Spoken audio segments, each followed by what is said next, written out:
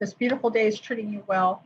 We're going to get going on our third class of our 3-class series. It is a beginner class, so there's some things we'll go over and some things that we'll just touch on. So with no further ado, we will get started. I will share my screen. Let's start here. There we go. Okay. Just in case you didn't read that quick enough, I know sometimes I don't get it all read before it goes off the screen, but we do have the Spanish interpretation and they do an amazing job. I just hats off to them. They do really do an amazing job. So like I said, this is our introduction to QuickBooks class. This is our 3rd class, and it's getting started. We're going to talk a little bit about bank reconciliation because we didn't touch on that much out on our last class, and we're going to talk reports and journal entries. My name is Cindy Wyman, as you heard. Here's my phone number and my email. If you ever have a question about QuickBooks, please call me. I don't mind at all. So we'll get started. And we want this tab here. Okay, so I just wanted to show you, with QuickBooks, you have a test drive company. And I just wanted to show you how to get to it because it can be a little different than some other links. And so this is a full-blown QuickBooks company, and you can go in it, practice doing your invoices or your banking or your purchase orders, whatever it may be. And you can kind of work out the kinks there and then do it in your program with your company. But it's a wonderful learning tool. If anyone has access to it, and it is just a great resource. So I really encourage you to use it as much as you need. You can learn so much from it. And when you close it, it doesn't save anything. So you just start fresh each time. So you want to Google this right here, Test Drive QuickBooks Online. And you want to make sure you put online, because if not, you're going to get something that might be for out of the country or for the desktop version. So if you go to trusty Google and you search that, you're going to have one that comes up and it says Test Drive QuickBooks Online. Okay, make sure it says that. Sometimes it's down lower on the page. I've been using it so it comes up higher on the page for me today. But usually it's a little down lower. So if you click that and you think you're going to go to QuickBooks, well, you are, but you have a stop on the way. So here's our stop on the way. And see, you're not looking at a QuickBooks business. You got to go down here to available QuickBooks tests and then click this link here.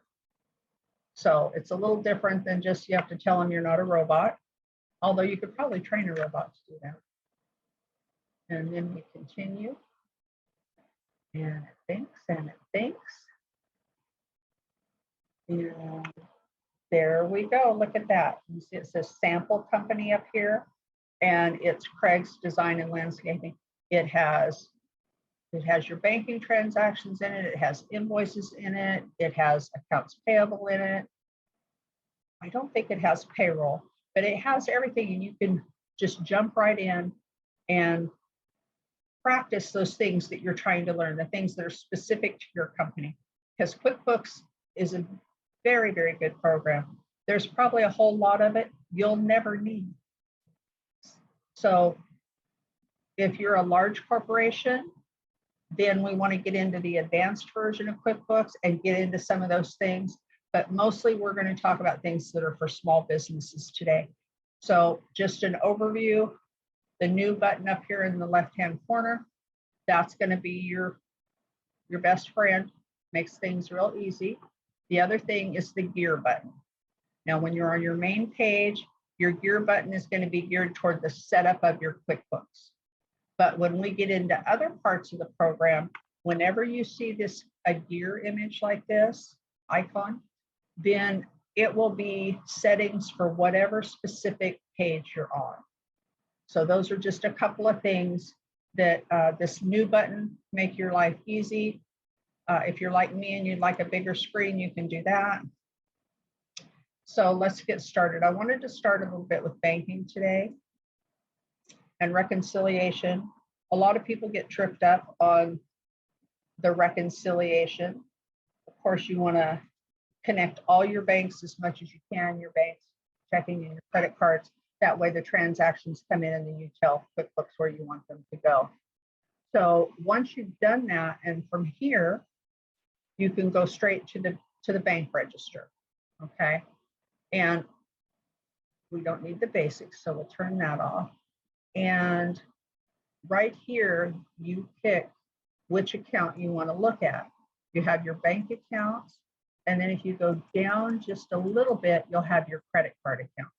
So you select which account you'd like to look at. This is the checking account, and keep watch on this number because that's the actual balance that the bank shows, and this is the balance that your QuickBooks shows. So you want to kind of watch those numbers. They should stay fairly close, depending on how you do things. But you always want to make sure that you know your QuickBooks equals what the bank says, because that's what reconciliation is all about. So if we want to reconcile, we go to whatever account we want to reconcile, pick it out of your dropdown, and then you're going to tell it reconcile right here, the green button. There's usually up here in this corner, in the upper right corner, there's action buttons. So you're going to have action buttons here and action buttons in your menu. So we're going to click reconcile, and I want you to see what it looks like. Click again, there we go. Okay, yes, we want to match our books to the bank. So we're going to get started. No, we don't want the bank to do it, we're going to do it. Okay, so again, here's your, we don't need that. Here is your checking. That's the account we're going to use. It's a $5,000 balance. And I don't have a bank statement in front of me, so I'm just going to guess at what the bank balance is today. And it's not going to zero, but I want to show you how it functions. So we're just going to put $4,000 in there. And we're in August, so we're going to balance it through the end of July. So there we go. And okay, this is what your reconcile screen is going to look at. Okay, we're going to close that. Okay, we're closing that. Thank you. And so I want you to get familiar with this. So it's going to give you, this is the bank balance, the ending balance from the last time you balanced. This is the cleared balance, which I don't know. Let's see. I don't see anything cleared. Beginning balance, payments, deposits. So that's the balance at the beginning of the month. This is the payments, and these are the deposits. And as you select the deposits that have went on, that are on that statement, see, it puts it there. So you want that number to match the deposits on the bank statement. Same being if you match the payments, checks, debits, ATMs, then that number is going to come up here, and you're going to want that to match the number that's on your bank statement. If you get it messed up and you don't know what to do, or it's not matching, this is what you do. You select here, and yes, you want to select all, and then you go through and you unclick it. And it's that easy to start over and just match line for line for your statement. When this is a 0 up here, the difference, you can tell it finish. Okay. Now, if you get interrupted and you can't do it right now, finish it right now, you can save for later and it'll save the work that you've done. Or you can tell it close without saving. Sometimes you just got to unclick it all, tell it close without saving, and you come back and you do it later. This frustrates a lot of people. So give yourself some time. And if you ever need a little help, give me a call and I can help walk you through some of it. This edit your info. This is where you look. This is the money we put in. This is what the ending bank balance is that you get off your statement. So, oh, you know, I made a mistake. It wasn't 4, it was 3,000. Well, I can change it that quickly without having to close it and go back to that original screen. So that's one thing you can do. And then also the date. Okay. If you've accidentally put in the wrong date here, 06/01, and I'm trying to do the month of July, but I put the wrong date in, watch what happens. You no longer have any July transactions shown. So you're going to go, oh my God, what happened to it? Well, sometimes it happens. You get that wrong date in there, And that happens. And I've helped a lot of clients and they're very frustrated, and that's what it was. See, now there's my July. So just that simple little thing can cause a lot of frustration. It's not just you it happens to a lot of clients. The reconciliation, for some reason, seems to be a stumbling block for a lot of my clients. So this is something we work on, and I help them understand, and we work through it. And before you know it, they're doing it without any stumbling blocks. So this is your reconciliation. You do the same thing for all your accounts. Let's go back to the bank register, which is right here, which is a nice shortcut. Okay. And you want to do it for all your accounts. And see the R here, that means that was reconciled and it matched what the bank said at that. So now we've got another transaction after that, but you'll want to do the same thing for each and every account. So let's guess the $600 and we'll do 7071421, see what it tells us. See, now this, there haven't been any transaction. The beginning balance is still the ending balance, and there's no difference. So this is what's going to be 0 difference, and then you would do finish now. And I want to show you this is done. Now that you've reconciled it, right here, it's going to show you last statement ending date was 7/14.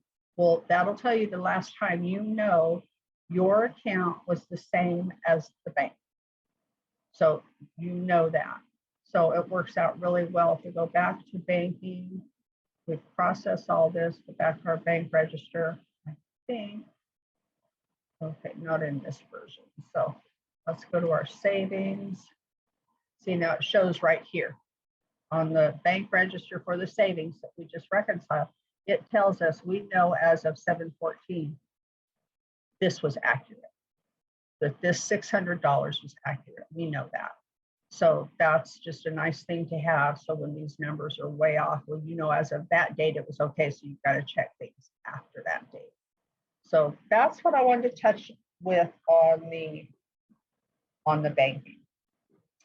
And if anybody has any questions, then just let me know, and I'll be happy to answer them. And please, if you have a question in the middle of what I'm saying, don't hesitate to ask your question, because sometimes it's easier to do it while we're in that moment and I can show you on screen. So please don't hesitate to ask if you have any questions. So now we'll go to, well, okay, we're going to talk just a little bit about journal entries.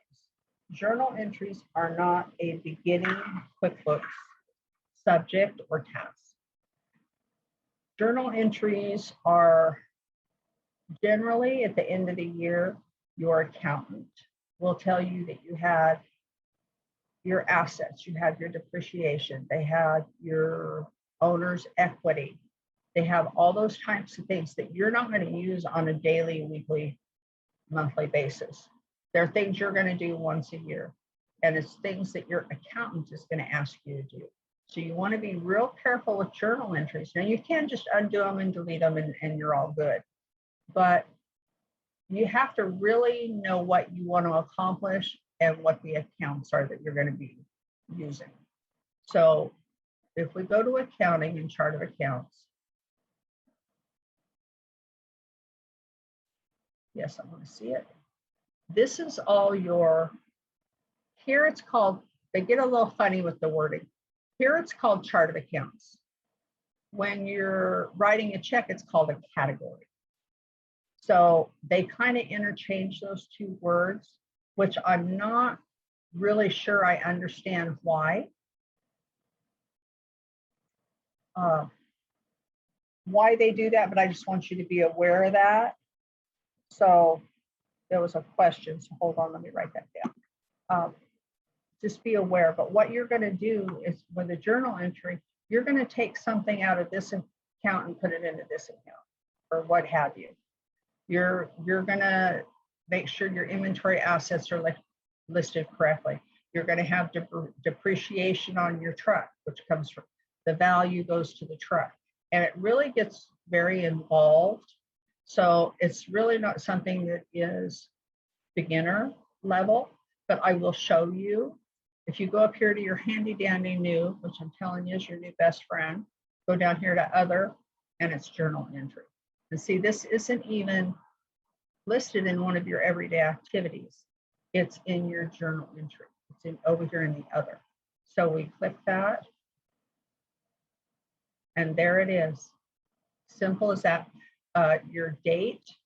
A lot of times when you're doing journal entries from your accountant, you will be going back. It's for the calendar year or fiscal year of your business. So it's at the year end. So the journal date won't be the date you're doing it. It'll be the date at the end of the year. So it's a 12/31 date if you're on a calendar year. And then this right here, journal number, it can be a journal number, an actual number. I prefer to name it. Year is something like, I don't know, this is kind of how I usually do it. Year end, and it's 21. And then I'll have the documentation from my accountant that has asked me to do this. And then I'll make the journal entries that they've requested. Nowadays, with the accountant being able to have access to your books, a lot of times you don't even do journal entries. They do them and you don't even realize at the end of the year that it's been done. So you would put your account number. If you put something, well, we had a checking account and we put $500 in the wrong place and it should have been in savings.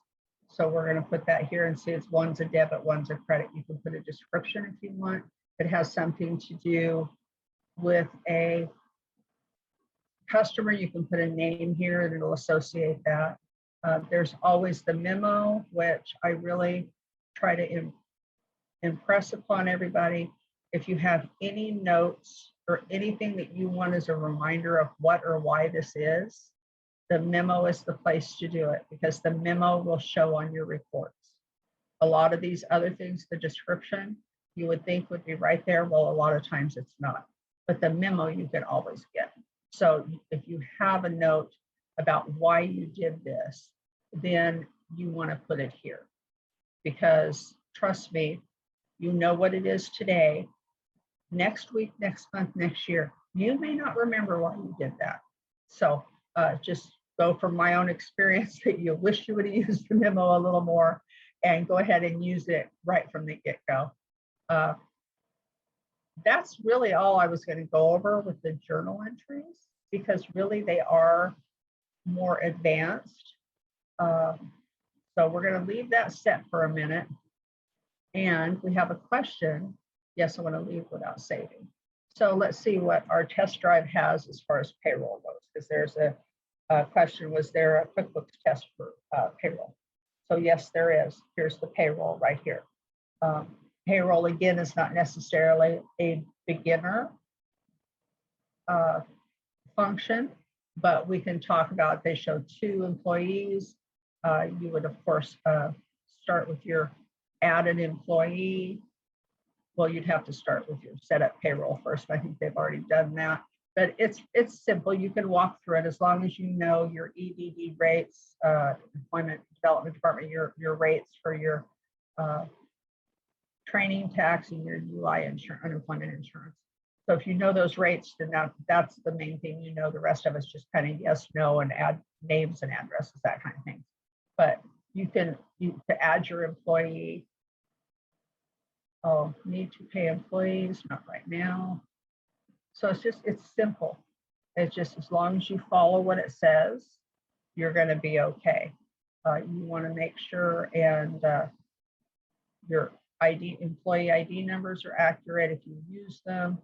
The Social Security number is really important. The date of birth is real important. So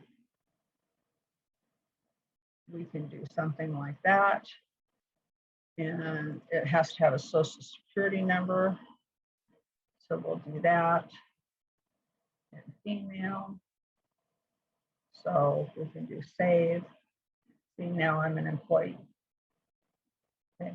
If you want to make inactive, you want to run a report on that employee. If you want to edit that screen, very simple. If you want to run a report, let's see what we could run a report for one of the employees. This payroll reports are really important. You want to make sure you keep really nice reports, because if you're audited, that's going to make your auditor very happy. So you want to make sure and do that.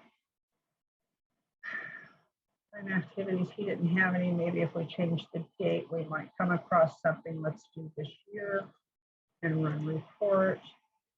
So, you know, this gives us, this is a time, activities, customer detail report. The employee worked for this client, this Amy's bird sanctuary. Now, a lot of people don't set it up where the employees post their time to a specific job. So this isn't a report that a lot of us would want.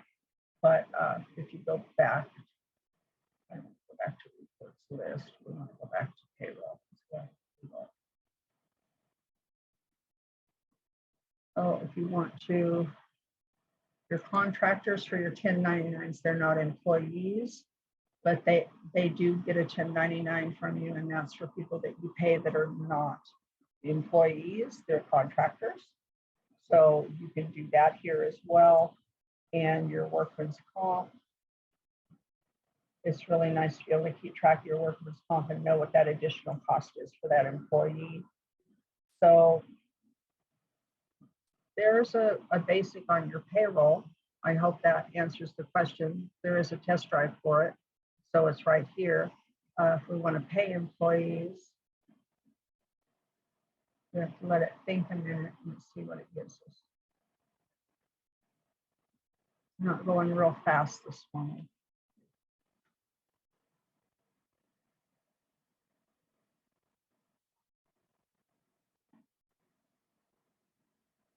It may not work well in the test drive company. I'm not sure. I didn't really go into payroll with the test drive because that's not something we can do. Oh, we're not doing anything right now, are we? Did the internet go slow on us? What happened here? Well, there's banking. Okay, let's go back to payroll, see if it'll let us do it now. Payroll's not wanting to cooperate. That's cooperating. I don't know, I would have to look into it. I don't know, there's a little glitch in it today for some reason. I can't really answer why, but it is there. And if you need some help with payroll, I'd be happy to help you. If you have a question or two and get more specific about it. For some reason, this has got a glitch in it this morning and we can't see the payroll. We can see this. Oh, we're having trouble on our end, it's telling us. So, okay, so we can maybe go back to that. We're going to talk about reports. Okay, so we're going to go to reports. Let's close this. And this is your report center. Okay, you can do a lot with reports. You can customize them and save them, which will save you time. It's a little more time maybe in the beginning, but if you do it once, then you don't have to do it every time you run that report. So that is a wonderful feature. You have certain management reports that are always at the ready. So the powers that be, if they need a report once a month or once a quarter, whatever it is, these reports are here for them, and you can view them, you can send them in an email, you can do them as a PDF or a doc, or you can just make a copy of it. So depending on what works with your situation in your company, you'll be able to have these reports for you with a click. We're going to view the sales performance for this year, and let's see what we've got. So it comes up with a very nice report. It's 6 pages, and it gives you all the information. It gives you a content page, very professional. Gives you your profit and loss, which is a report we will go over quite a bit because that's an important one. Here's your AR aging detail, accounts receivable aging detail. So these are the people that owe you money. So you know at a glance what that is. So that's a great report. Sales by customers, so you know which customers are helping to make your company a success. So that's a report that they have for you that is just very simple, just one click and you've got it right there. Expense performance, let's see what that one. They're very nice reports, and depending on, like I said, your company and what works for you. This one, instead of the accounts receivable, is giving you the accounts payable. So this one has the payable, so it's going to have your profit and loss, and then it's coming up with your accounts payable versus the accounts receivable detail. And then these are the people. This is what your expenses were. So you know where your money is going. It gives it to you. So these are wonderful reports to use. They're a click away, and you can pick it for this month, last month, this year, the quarter. So it's got a lot of date ranges that you can choose from. And it's literally one click. So those are just incredibly helpful. Now, when you look at these reports, let's look at it again. I'm going to show you something. These are in PDF or Excel or whatever format. You can't click on them. It's just a report. There's no clicking and accessing information or going down a level. And I'll show you what I mean. So let's look at over here to the standard section. And it's going to come with these three reports at the top. That's just a given. That's the way QuickBooks sets it up. You see your little green stars. See, now they're down here. So if you have a report you use all the time, click the little green star and it's going to jump up there for you. So you don't have to go down and find it. So that's just as simple as that. We can customize the report if we want. So we're going to look at a profit and loss, and that's what we just looked at on the other screen. So now, and okay, this makes no sense to me, but QuickBooks didn't consult me. So this opens and you have a report.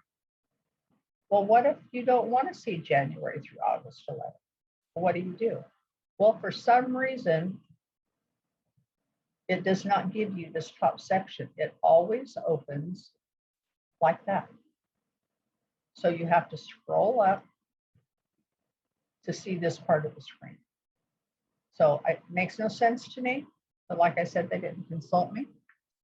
So, and this is for all your reports, okay? All your reports. Probably 95% of you are going to be cash. Accrual means you take into account your accounts receivable and accounts payable when you do your accounting. Cash means it's just cash. It's cash in, cash out. So most people are going to be on a cash basis. So generally you want to click the cash button and then you can change your date. You can make it anything you want. So you've got custom plus all these presets. So if we want to do, how about we do last quarter? There we go. It changes your dates. You can always just pick the dates you want to. We only want the totals. We can change it, make it weeks. See how it changes it? It tells it every week instead of the total run report. So this just gives us a total for the second quarter of this year, April to June. So if you want to see a weekly total, you want to see a monthly total, a quarter total, you want to see by customer. So you can customize the report in lots of ways. This is everything. So Amy's Bird Sanctuary, these are all the things that were specifically for that customer. So that's interesting if that's something you need. Like I said, that would probably not be for the average small business, but you can do it. Show active, all zero, active, show columns. Okay, if there is zero, you can tell it non-zero ones. You can tell it all or active.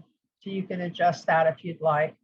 You can also compare another period. If you want to compare the previous year, it's going to show you two. So we want it in dollars, not percents. You could do it in either. See, now it's going to give you that same second quarter. This is 2021, this is 2020. Okay, so you can see how it compares to the previous time period. So that's handy. And this is generic in all your reports, not just this one. So you can do it. Percent to me is, I don't read that as well, so I prefer that. You can change the order of your columns. Percent of income, I don't know what that's going to change, but let's see. No, I don't see that changed anything. Oh, did I do run report? There we go. So this is changing. So this one, it gives you basically the percent and the dollar amount change. So that may be helpful for you. So, but what I want to do is I want to show you, let's go back to, let's pick this year to last month. And we're going to do cash. We don't want any multiple periods, so let's take that off. We don't want to compare. We just want to see this year. So we want cash, so we're going to say run report. This is what we've done this year since the last month. Okay, and I talked earlier about whenever you see a year, it's going to affect what you're looking at, not this one that's going to for your settings on your company. So each one's going to be a little bit different. This one only gives me a compact, and that's exactly what it is, compact. And okay, so it condenses it, so to speak. So, but that's always going to be to this, whatever screen you're on. This one here is export. You can export to PDF or Excel. This is print, of course, and then this is email. You can just email direct from here this report. So if you've got to send this profit and loss to your banker because you're applying for a loan, well, there it is. You just hit your email button and there you go. Email, simple as that. But you might want to change it or check it a little bit. And what I wanted to review on this one, the profit and loss is a really important document. It's an important report. It has the dollars in and the dollars out, why they came in and why they went out. This is what you're going to look at, hopefully on a fairly regular basis, to know exactly where you're at. And as it shows, we can do it just by month. You can do it by quarter. You can compare so you know that you want to keep an eye on this. And this is ultimately, this is why you do what you do in QuickBooks. So you know the status of your business. So the first section is income. And when we do our products and services and you set those up, this is why you set them up. This is why you think about them before you do, because you want to know how much breakdown do you want. Design income, this is the discounts given. Landscaping. Under landscaping, we have job materials, and they want it broke up between the plants and the soil versus the fountain and the lighting. So the hardware versus the organic. So they know that their design income is important. What did they get paid to design someone's yard? And then the landscaping service. They have your monthly maintenance. So they want to know, this is how much I made for these things, or down here rather, I'm sorry, is total income down here. You want to know what you made, but you want to know why you made it or how you made it. Is the landscaping paying off? Is that something you want to continue to do? Pest control services, $5. Well, if you only did $5 worth for, what, 7 months, maybe that's not something that you necessarily want to continue doing. So you want to use this sale of product income. They sold something. and then they had their services. So you want to break this down so you get the totals that you want. So we have labor, maintenance, and repair. So it's just however you want to, and then I want to show you, see how when you go over it, it gives you the little line where you can click. This is the big difference between this report and those instant reports. These you can go look, and you can go pretty deep. You can keep going. It takes you right back to the sales receipt of when this was billed. So if you want to go, wait a minute, maybe you don't remember that being in design income, you don't remember that client. So you want to look at it. Why is that in there? What is that? Well, here you can see, oh, I build them here, design, custom design. Personally, I would have more detail in there, but this is a test drive, so probably why not. But you can go continue down level after level in your reports. And then you use this button back to report summary, and you're right back here. But if you have a question about something, you can go down layer by layer and see exactly what that is. So we've got all our income, all our categories. This is our total job materials. We have our total labor for the maintenance and repair. So the total landscaping, taking into account all of this. And so here's your total income. So for the first 7 months of the year, they made $5,000. Well, that's definitely a small business. So now let's see what we have here. Now off the top of the income are cost of goods. Cost of goods are things that are directly related to the sale. If you sold a fountain for $700, so it's $700 income on fountain, but you would have cost of goods for that at $228. So that's a direct taken off the top of your income. And then the other expenses are down below. So our gross profit, gross income, is the income minus the cost of goods. So again, that's for 7 months, that's definitely a small business. Now we get down to expenses. And this is where it can be really helpful to see what exactly, there we go. What exactly, see if we can get it. We can't get it all, that's okay. So advertising, your automobile, your fuel. Now I would have under automobile, I would have possibly insurance. I would have a repair. So that keeps all those auto expenses together. Some people prefer to keep their insurance together. So it's just a personal preference, but that gives you a more accurate of your automobile expenses. It's just for automobile and fuel. And let's see, why would that be there and not, oh, this is the car wash. So see, this might be a good one to, instead of just putting it under automobile, maybe let's open that up and see, you can go layer after layer. Instead of automobile, let's put it under maintenance. Not maintenance and repair, we want auto maintenance. Okay, and that's not in there, so let's add that. And so it is an expense, it's auto, and it's auto maintenance, and we wanted a subcategory under automotive. Automotive doesn't have a P in it, in case you were wondering. And then we save that. Now see, now it's a subcategory. Now we're going to save this transaction. You are working at the same time Craig finished for you, so your work was not saved. Well, isn't that interesting? Okay, so Craig's working at the same time as his. Did it let me save it? See, now it did. It let me save it. See, now under automobile, squeaky clean. See, it's down here under auto maintenance, squeaky clean. So to me, those should be down here.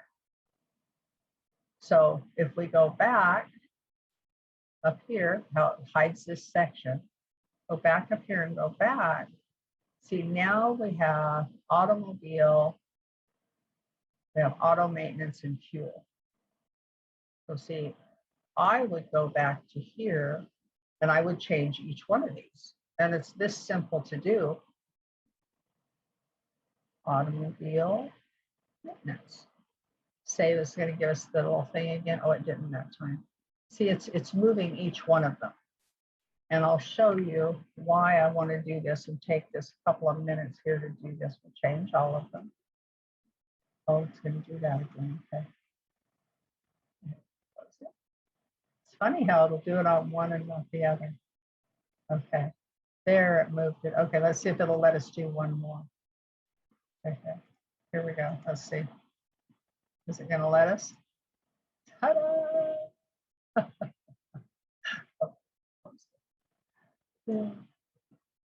Okay, see, now they're all down here under here. And let's go back to our report, and I want to show you what I'm talking about. Okay, now you have your automobile. See, and there's nothing on this one. There's not a dollar amount here. These are your automobile expenses. This is the maintenance and this is the fuel. And then you would have another line that would say maybe insurance. That way you have a more accurate accounting of what those expenses are. Because instead of just having one lump sum here, you know it's auto related, but in what respect? How is it related to automotive? By doing it this way and keeping this line as a zero, you get a better accounting and a better breakdown of what that expense is. So that's how I prefer to do it. It can be done the other way. If that's what works for you and your company, then hey, then don't fix what's not broke. This is all, you can personalize it the way that you want. So you want to go down and just look at your expenses. Make sure they're in the neighborhood that you think they should be. So right here, rent or lease, that's kind of a big one. That's $900. You didn't think you'd spent that much, so you want to look at it. And it's one payment. So one payment of $900.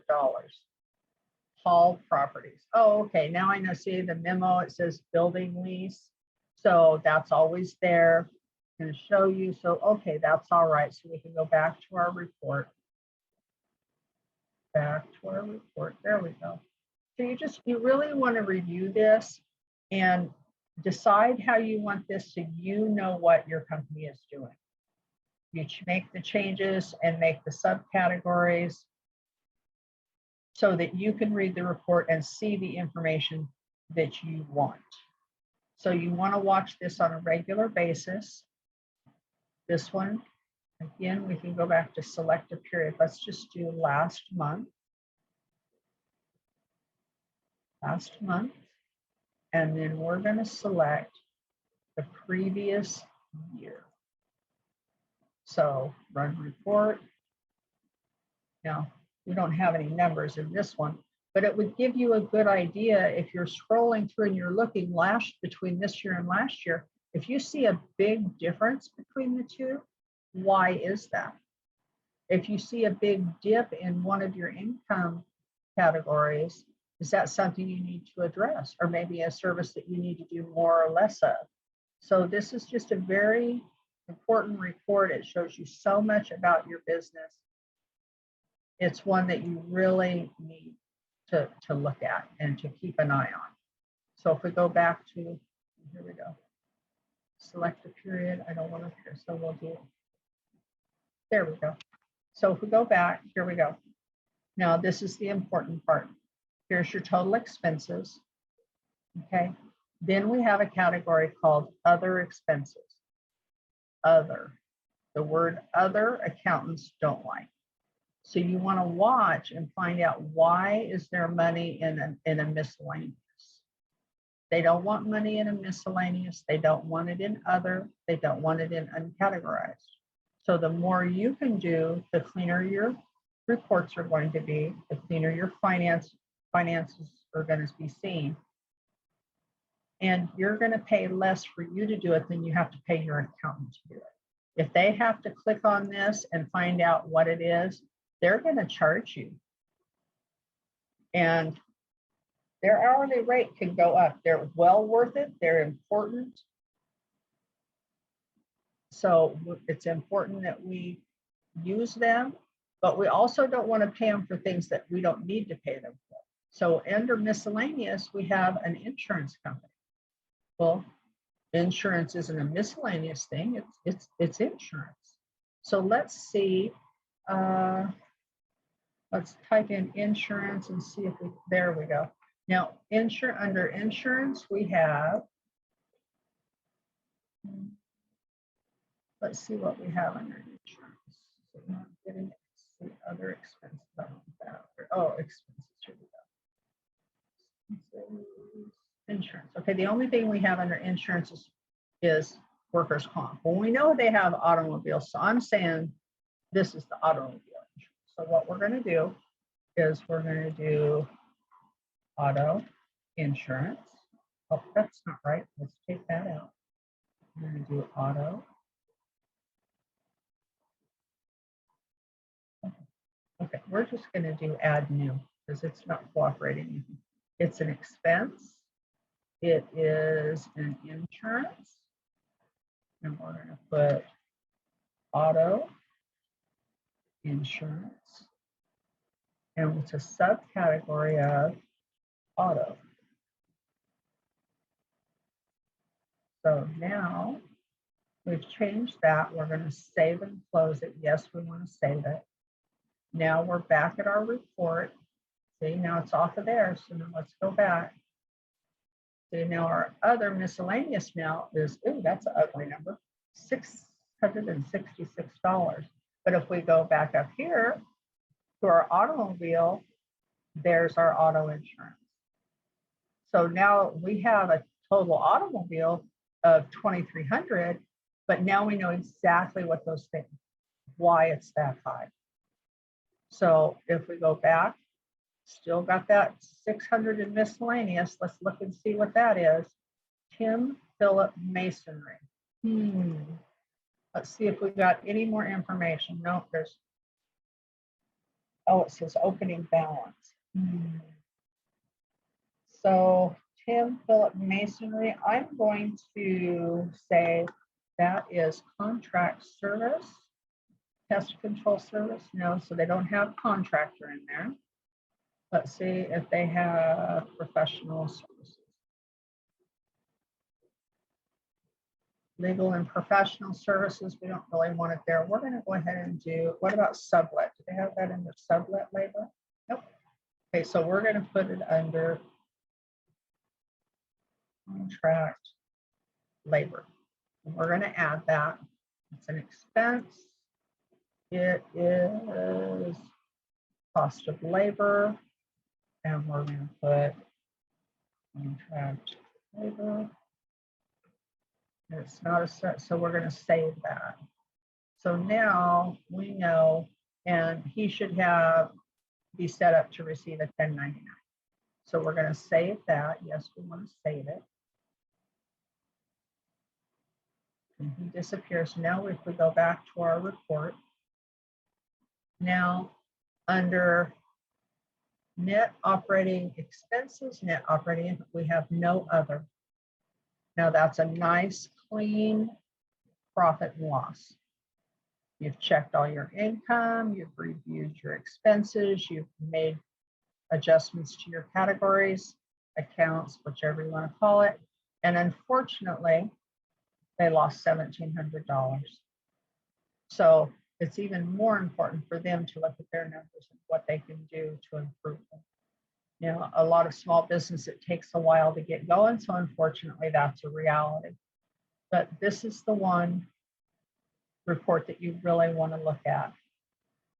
Now, if you always want to the previous period or previous year, not the previous period, and we want the dollar amount, and we're going to run that report. There we go. Now, this is something you always want to do. You want to be able to to see this, and you're gonna, so instead of having to do this at the top all the time, let's change that.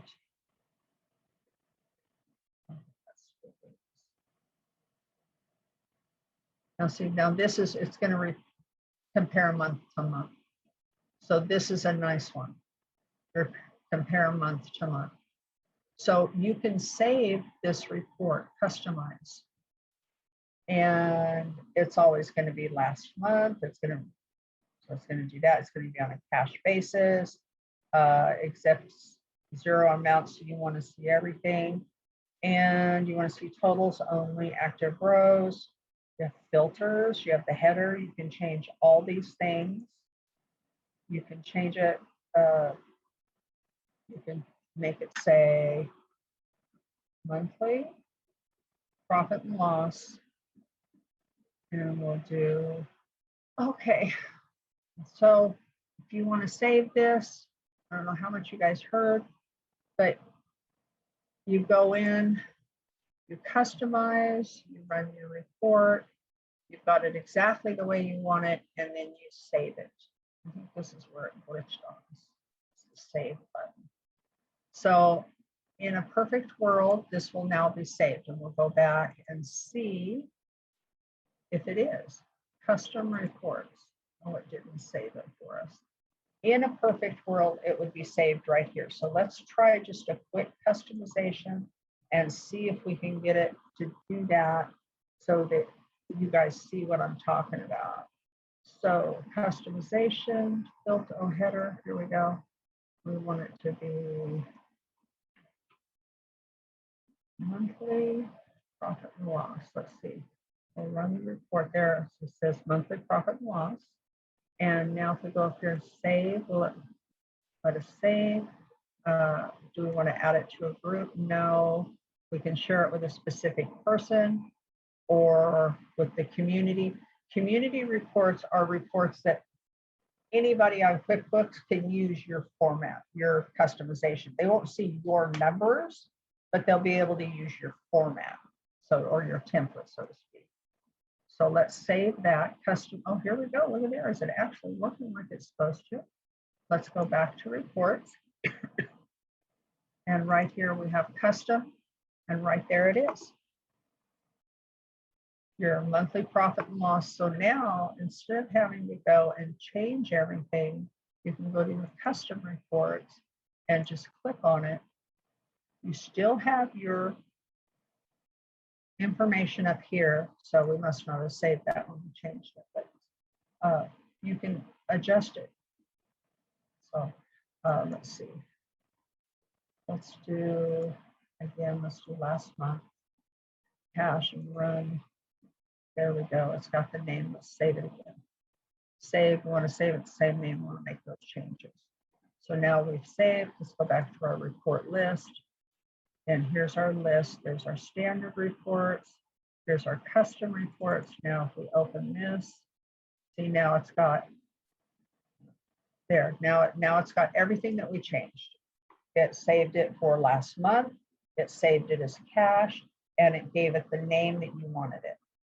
So now it's always going to do last month. So when we get to September, it'll do August, and so on and so forth. So you don't have to do these steps each time. So it's very useful.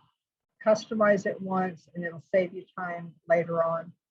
The other report, one of them that I wanted to talk about, is the balance sheet. Now the balance sheet is something usually that your accountant and your banker, they're going to want to see these reports. Some things on it, you can look at it. Some of it is going to have to be up to your accountant, because you want to make sure it's got a checking balance and a savings balance. Is that accurate? Are all your accounts coming up? Your accounts receivable, does this match what it says in the other part? You want to look at other current assets, and this is probably one of the few times that an accountant will want to see the word other. But you have your inventory assets, you have undeposited funds. Now they don't like things in undeposited funds What that means is apparently you have money in a drawer or a bank bag somewhere that you posted that it was paid, but you haven't taken it to the bank yet. So they don't want to see undeposited funds when they do that. So that's something you want to watch. Let's look and see what this is if we can figure it out. Oh, they've got a lot of undeposited funds. See, so these, let's look at one of them and see what it tells us. This is a payment received, and look right here, deposited to undeposited funds. When you do this, if you have, then you go, then if you put it in there, then you have to go make a bank deposit. Well, apparently they put it all in undeposited funds, but they haven't put it in the bank yet.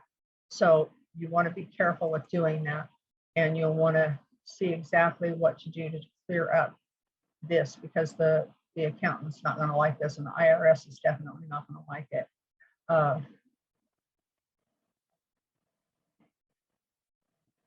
I've got a question, and you could call me anytime Friday. I have a couple appointments, but not a lot. Brian maybe can put my phone number in there for me. So if somebody needs my phone number or my email, they have it. Thank you for that question, and I'll be happy to help us in any way that I can.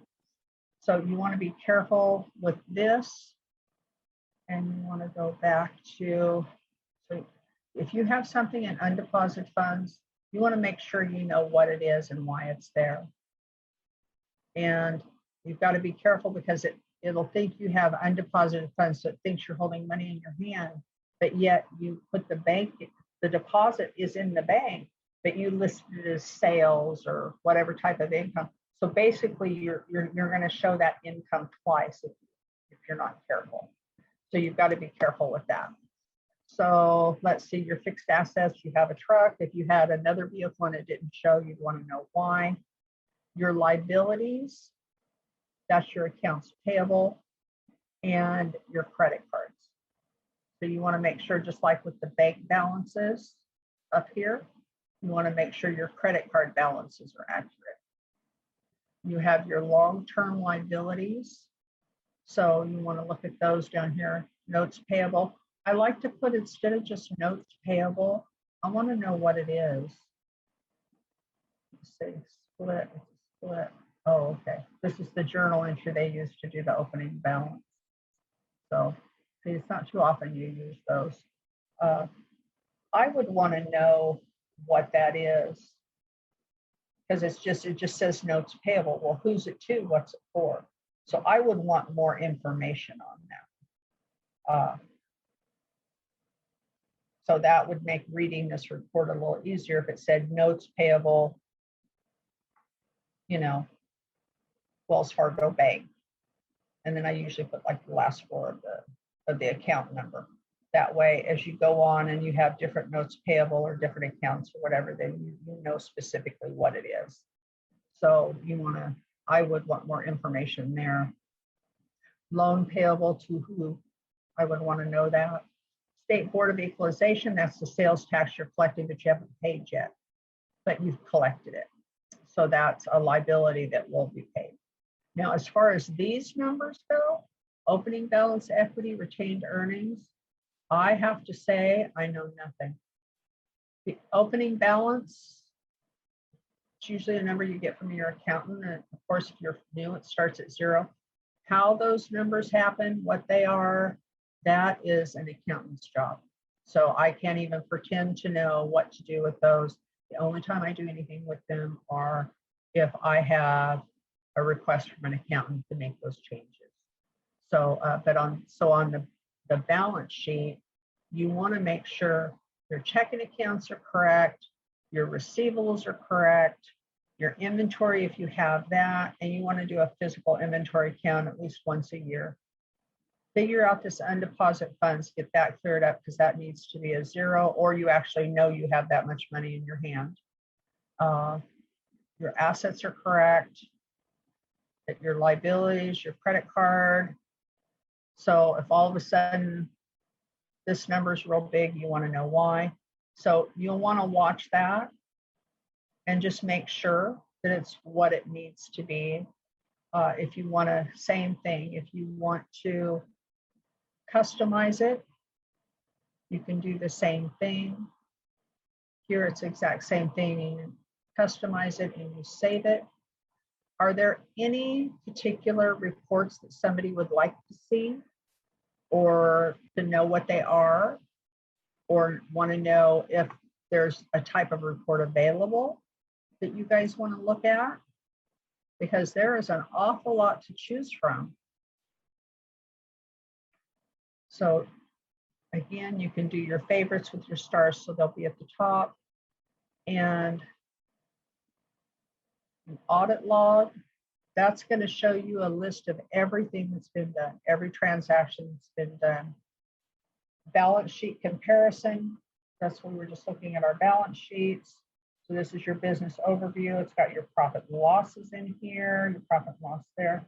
So you can select that profit and loss by month, profit and loss by customer. So you can do that. Statement of cash flows. Some companies use that quite a bit. And it shows where your money's going in and out. Look there, we had money going out for the truck. So it just gives you an idea. It just depends on your business, what reports are going to be important to you, and what you're going to want to customize, what you're going to want to have up in your favorites. And who owes you money? This can be very helpful. How many people owe you money? Let's look at the statement list. Group by non-run report. Oh, we don't have any statements available. Interesting. Everybody's paid, I guess. I don't think so, but okay. So how about an open invoice list? So this shows you all the invoices that are open, which means they're not paid, they're open. And it shows you by customer. And it shows you by due date. So this is a great report to run when you're going to make those ever so dreaded accounts receivable calls. And you're going to call, let's see, 7, 6. So 6 would be past due. 7 would be due in 8. This would have been due in July. So Bill's windsurf shop is past due. So we need to call him. So let's see if we click on that, the date, it's going to give us, here we go. It doesn't give us his phone number. So maybe I want to see if we can add a phone number to that report, because if you're going to call him or going to call, then maybe we would need a request. So let's look at our here for our settings and show more. Oh, look at there, we can put the phone number in. So let's do show less and we'll get that off the screen. Now look at there, there's his phone number. So now I can print this report and I can say, okay, this is invoice was in May. Oh, this is the due date. This one's in June. So I need to call Amy's Bird Sanctuary. I need to call Bill's Windsurf Shop. And you can just go down the list. And then, yeah, let's see if we can do it. Compact, take it off compact. And now this is a little wider. You'll even be able to print this and you can make the calls and make a note on it. So this is a very helpful report here. So, and you've made all these changes to it. So we'll want to save it. And we're going to put it, it's your AR call list. And you want to save it. Okay. And now we have that. Go back to our report list. It should be in our custom. There it is. And there's our list. And it's already all there. It's ready for us. And we've got everything we need. So that is a very helpful report. Here's our standard. We can also do, oh, these unbilled charges, we're not doing that. I don't know why a statement list isn't coming up. Invoices, it'll show the invoices with the attached payments, which that can be helpful. If that call you just made, they say they paid it. So you can see if it was applied to the wrong invoice, maybe. customer balance detail. And this is a similar report. It shows you by customer what they owe. And let's see. Accounts receivable aging. There's an invoice list. This month, let's do last month. Last month. So this, you can have a list of, this is everything that you invoiced last month. So that can be a helpful report. It also shows who's paid and who's not paid. So you can customize it to take that off if you want. So I don't know, I've been doing bookkeeping for a long time, so there's certain things I like as far as a paper trail goes. And this is one of them that I like. So go back to our list. So we have our business overview section, our who owes you section, and then this is sales and customers. So this is where you can find out sales by product or service. This is a report that could be very helpful. And again, we want the cash. Let's do last quarter. And our report. So it's going to tell you by, it's the sale by product or detail, service detail. So it's going to give you everything that was done for design, everything that was done for landscaping, and it's going to give you that detail. So you know this month, these are the people that you billed for weekly gardening service, and you'll realize maybe that Bill only had one and you should have two. Why is that? And it'll just give you an idea of what services and how they're breaking down, and you can watch them closely and know that things are done.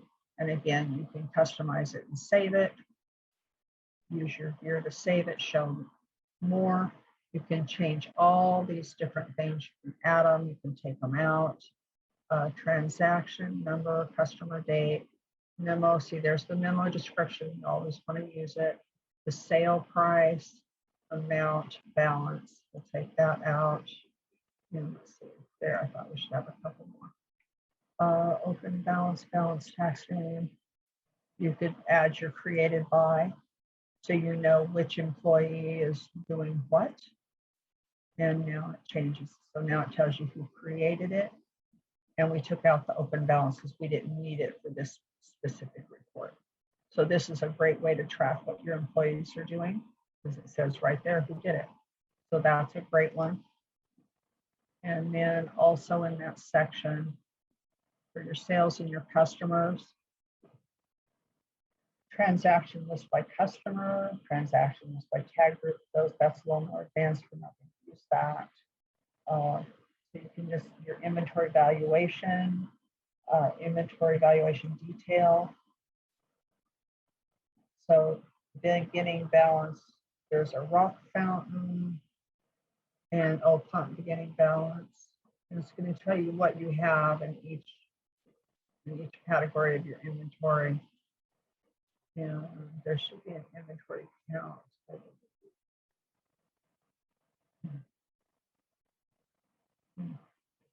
Physical inventory worksheet. There it is. So they have 4 things in inventory. And if you have an inventory, it is important, depending on the size of your inventory. If you actually enter it as inventory and sell it as inventory, it is important to keep track of that. So this is the report that you would use for that. Going on to the next section. Now this is what you owe. This is what I owe people. So you've got your vendor balance detail, so you know exactly who you owe and the details of that. So let's see if there's one with more than all dates. Okay. So that's a very small list. And there's only one for each. So they're up on their PG&E bill. It's being paid. That's a low PG&E bill. My goodness. I love that. So it just depends on what how your company functions, the level of detail. It wants how many employees. So it just, you have to customize it and pick the ones that are going to work for you. And like I said, QuickBooks is an amazing program and it does so many things, but the majority of people there's so much of it you don't need and you're not going to use. So just because it does it doesn't mean necessarily that you need it. So you've got a bill payment list. If you work in accounts payable, then maybe this is something you want to have custom. So you have all days. There we go. So this might be something that you want to have saved with all dates, so you know exactly what is due if that's your job. If you're handling the accounts payable, you know that. So you could save that so you have it. And if all of a sudden it's like, wait a minute, I don't know what that is or this is, you can just go right to it. This is the bill payment. And you can see exactly when, why, how, everything. You can go different levels down in the different reports, so they can be just very helpful. Just go back to your main list. So you have who you owe, your 1099 contractors are in here, and that's something you want to be real careful of. God forbid you ever get audited. You need to make sure you have those ducks in a row because they are sticklers for the rules. You want to make sure you're taking care of your 1099 contractors the right way. Again, with the 1099 expenses and vendors, this is if you were doing purchase orders, you would get into here. I don't usually go over purchase orders with a beginning class because that's usually something more advanced. Transaction list by vendor, that can be helpful. Go back and run the report. So you know Bob's Burger Joint, who's going and who's going there and why are we paying that. Books by Bessie, I believe, is their bookkeeper. So you can just see, it's an easy way to see this is what I've done for each of these vendors. So all of a sudden, if one of them's really high, say your fuel bill, all of a sudden you went from 3 transactions a month, all of a sudden you've got 12. Well, you want to know that. And you want to know who's using their gas card when they're not supposed to, which I have come across. So it's really important to watch your numbers and the reports. You have to make use of the ones that work for you. That's all I can say. Your sales tax is here. They have a wonderful sales tax if you have that through charging sales tax. It's a really nice program that they've got together, and it will calculate it and it will track it all.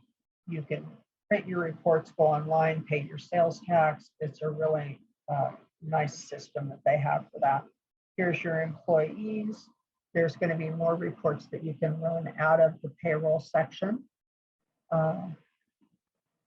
But here it just has these. And then here's for your accountant.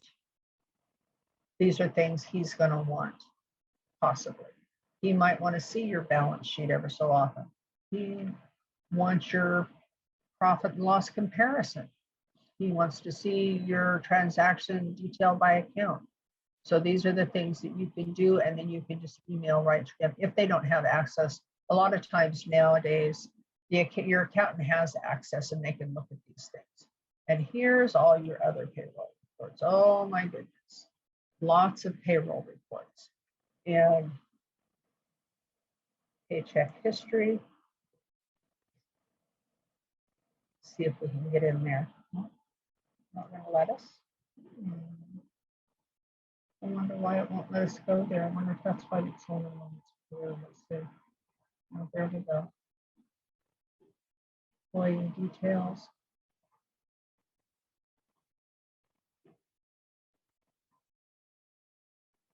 Oh, don't have access to that data. So we can't look at the payroll reports, or at least not that one right now. But they do, their payroll tax and their sales tax are both excellent programs. The sales tax doesn't cost you anything.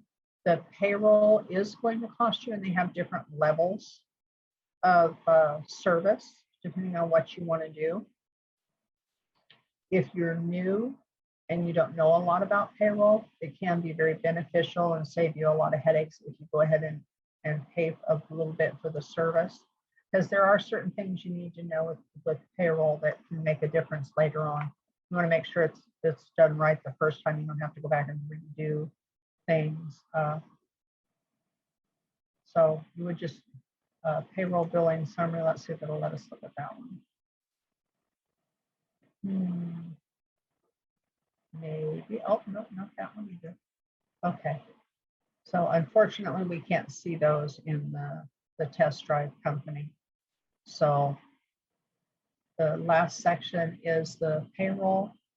So you have your customer reports. We went over those. We went over your management reports. We went over those. You guys have been so quiet today. I'm not sure if that means I've been just a fantastic teacher, or this is just a boring subject and you don't have questions. That I don't know. But Brian, if they don't have any more questions, that would be the end of what I was going to go over today. If they want to go over something different or have questions, I'd be happy to take care of that. That's what I had for today. Okay. Hi, everybody. If you guys have additional questions, we do have an extra 30 minutes left with the instructor, Cindy, and she'd be happy to go over any questions that you guys may have. So I'll go ahead and give that a couple of minutes. I'd be happy to answer questions about different subjects. If you guys don't have a question on reports, but you have one on expenses or sales or another topic, I'd be happy to touch on that for you. If you guys want to help fill in this last 30 minutes, I hate to not give you your full time today.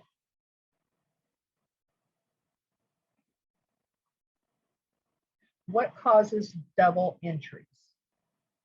Okay, well, generally double entries, it's like I said with the deposits. If you do a sales receipt, it records the, if we do a sales receipt, see if this is, okay. When you process a sales receipt, it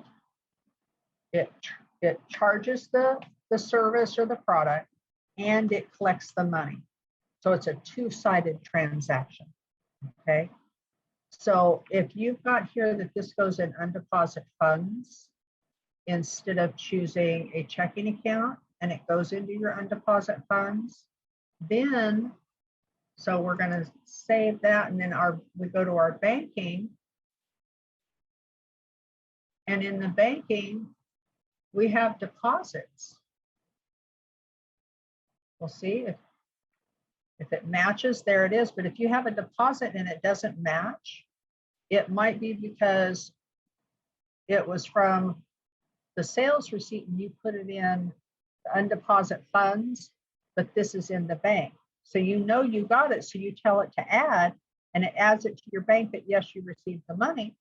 But then all of a sudden you have money in your undeposit funds, and then you've got duplicate income. So that would be a double entry.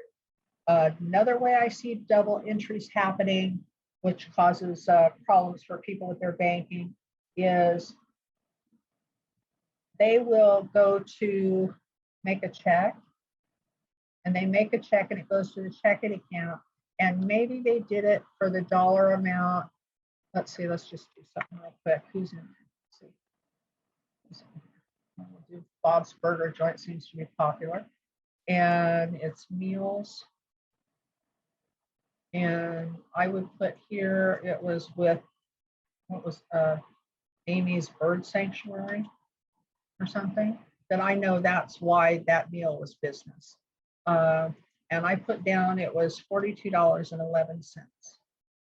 Okay, so now I save that.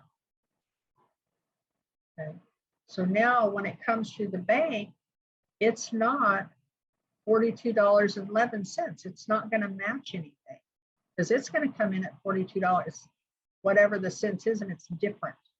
But you went to Bob's and had lunch with Amy's Bird Sanctuary, so you tell it to add it. So now you've got the check that you entered, and it's maybe a few cents different than what the bank is. So now you've accepted it from the banking, and you've also written that check. So now you've got that in there, and it's a duplicate entry. It's a double entry. Those would be the things that come to mind off the top of my head as far as double entries. Does that answer your question? I hope so. Reading the balance statements. Okay, do you mean, okay, let's see. Do you mean the balance sheet? Is that what you're asking me, or balance statements as far as sending your customer statements about what they owe you? Which one of those two things are you asking about? Because we can go over this again. Balance sheet. Okay, we can go over this again. Did you have a particular question about the balance sheet? Because this is the one that you want to, it comes up, the first thing is your assets, which your checking account and your savings accounts are assets. So you want to make sure that those are accurate and all your accounts are there. And your accounts receivable, you want to make sure that this is going to equal what you've got somewhere else and you haven't split it up. See, here's some undeposit funds. So you want to look at that payment to undeposit funds. So you want to check that and make sure that that number is coming up correctly. Your inventory, it's really important. You want to add, make sure you know what that is. Your undeposit funds, again, this is something we don't want. Because right here, received the payment and went into undeposit funds. Well, where's the money at? Did it ever go into the bank?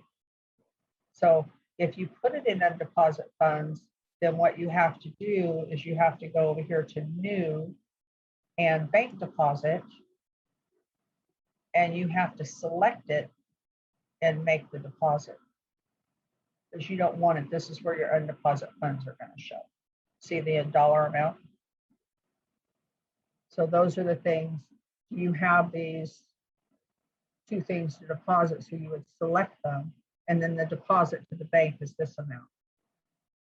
And then you would save it. And so if we do that, it should come out of the undeposit funds. See, now it's not there, undeposit funds.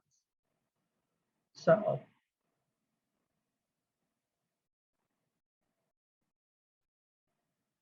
that would be a way. See, now we've got an undeposit funds of 0. So we've taken care of that. Count your inventory, make sure it's right. Make sure all of it went in and out.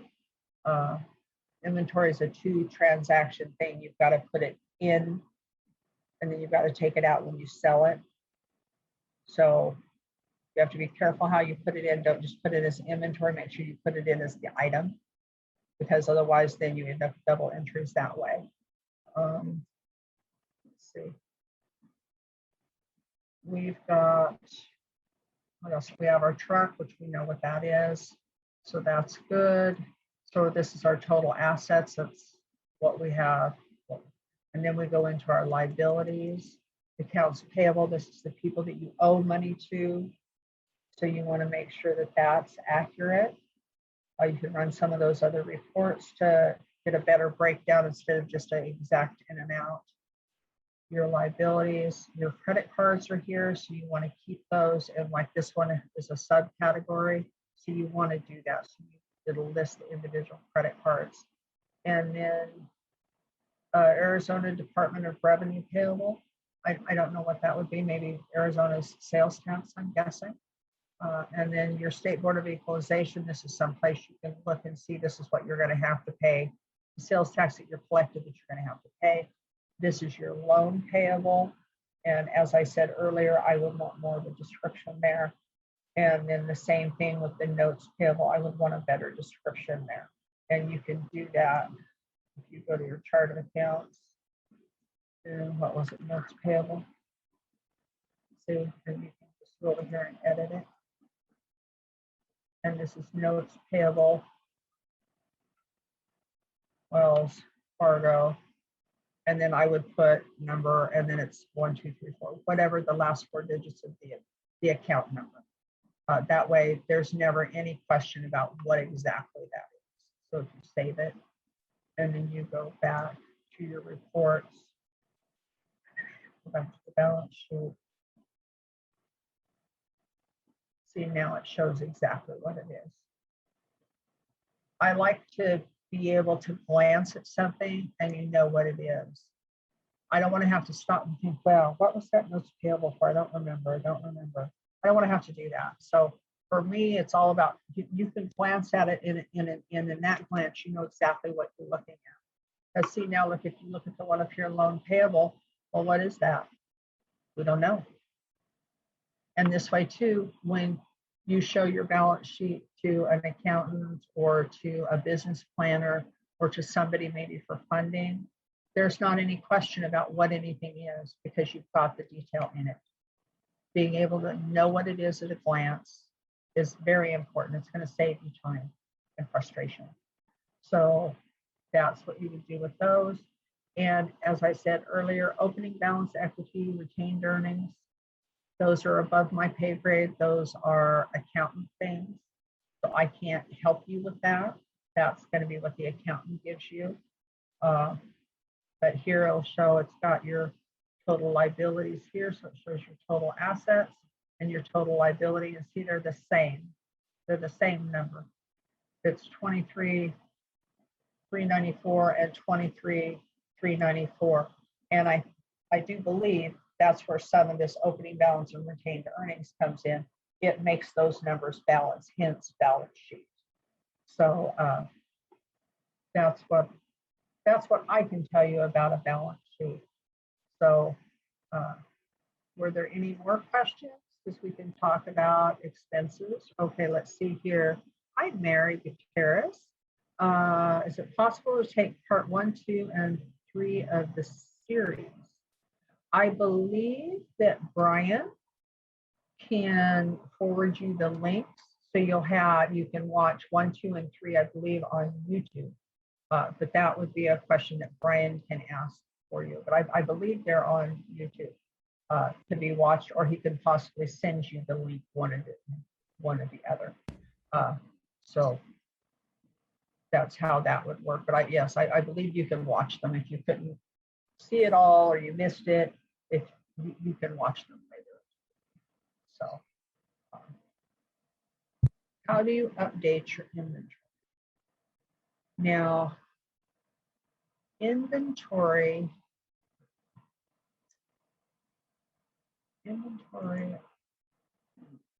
I've done a lot on desktop.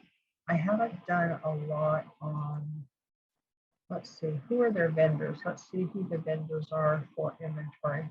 Let's do it that way. So we go to reports, and we have some inventory down here. Let's see. Some accountant, does it say?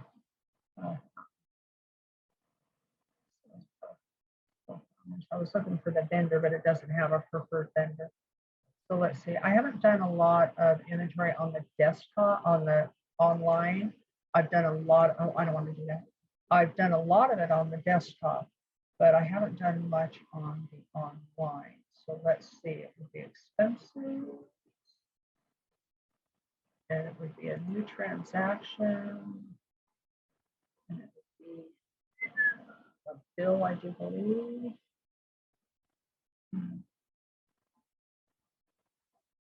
You know, that's a question I'm going to have to apologize. I can't answer it off the top of my head. Like I said, I've done a lot of it on the desktop. I haven't done a lot of inventory on the online. So if you want to give me your name, I will answer that question for you, and I can make sure it's sent to everybody that was here today. But I can't answer it off the top of my head. I'm sorry. Okay, so you want to update the inventory. Are you meaning by updating inventory quantity? So let me look into it, and I'll make sure we get an answer to that. But unfortunately, I can't do that one off the top of my head. I'm sorry. So is there any other questions that maybe I can answer off the top of my head? As my sister would say, top of my head doesn't always work. So such is life. If I had all the answers to life, life would be pretty boring, I think. Well, I hope you guys have enjoyed the class. I hope you've learned something. If there's ever a question that you have, please don't hesitate to call me. And we'll see if we can't get an answer for you. I don't mind at all. A quick call or a quick email that we can do real quick and save you a lot of headache or frustration. Please contact me and we'll see what we can do. Because a lot of times a quick question can really solve a lot of frustration and help you move forward. So thank you everybody for being with us today. If there's no more questions, I will say that's the end of our time today. Yep. Cindy, to end the show, can you put up your contact information? I can try. Let's see here. Where did it go?